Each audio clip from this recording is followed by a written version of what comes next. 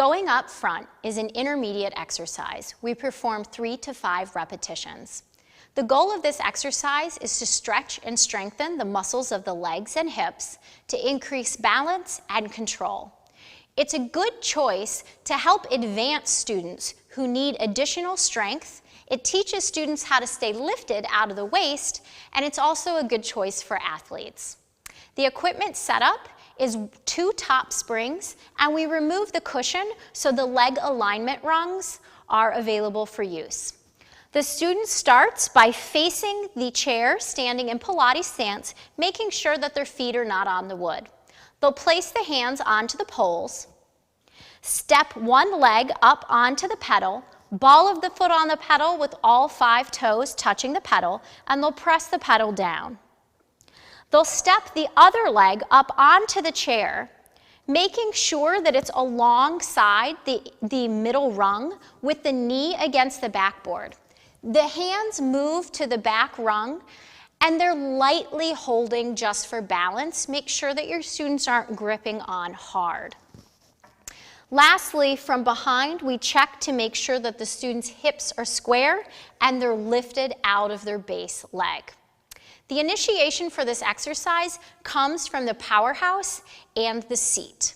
The gross movement pattern is to pull the pedal up from the hips and the waist, bringing the pedal up to the top, and then controlling the pedal down to the bottom while maintaining the toe and knee into the backboard.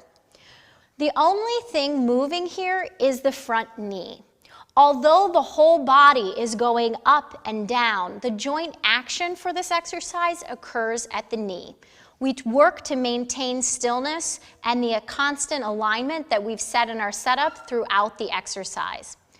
Precision points for this exercise are to maintain a square hip. We're lifting out of our heel to seat connection here with the sits bone pulling up away from the base ankle. As we perform the lifting and lowering of this exercise, we want to make sure that the student's heel isn't dropping and lifting, but it's staying set. At the top of the exercise, as the student pulls up, they're lifting through the powerhouse, drawing the ribs up and away from the pelvis as they float back down. Common errors for this exercise include students that will pull themselves up from their arms and their upper body, or they may step down to try and lift themselves up. So they'll push excessively off their front leg like they were going up a large step. We want to make sure students pull up from the powerhouse rather than stepping down. Lastly, students will lose the square position of their pelvis, usually rolling their hip inwards, but sometimes collapsing out to the side. The rhythm for this exercise is smooth and controlled. Float the pedal all the way up and resist coming down. Pulling up long and strong and resist as you lower. Let's look at this in real time. Stand facing the chair in Pilates stance. Reach your hands forward to the poles. Step one foot up to the pedal, making sure that all 5 toes and the ball of the foot are on the pedal. Pull the pedal down with control and step the other leg up, lining the foot up with the alignment rung, big toe and knee into the backboard. Hands go to the rear edge of the chair. Eyes are forward and slightly up.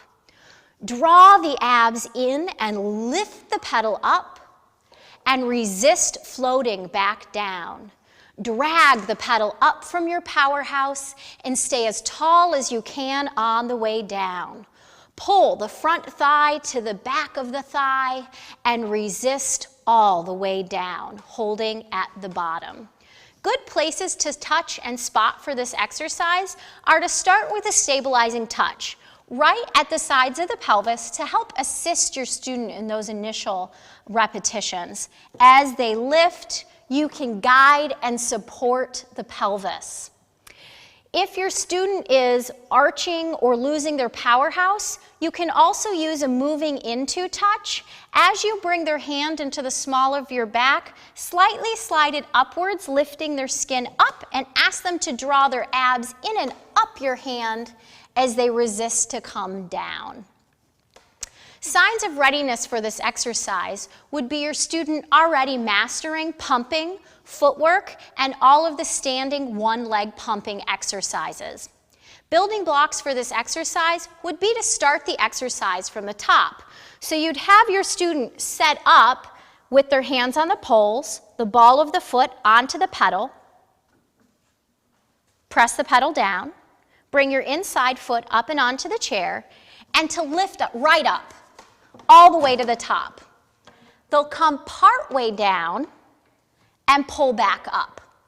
Part way down, keeping the pelvis square and up, eyes staying lifted and lengthened, and then coming all the way down to exit the exercise. If we want to advance this exercise, we can remove the hands from the alignment rungs in the back, or we could offer a little challenge after the last repetition.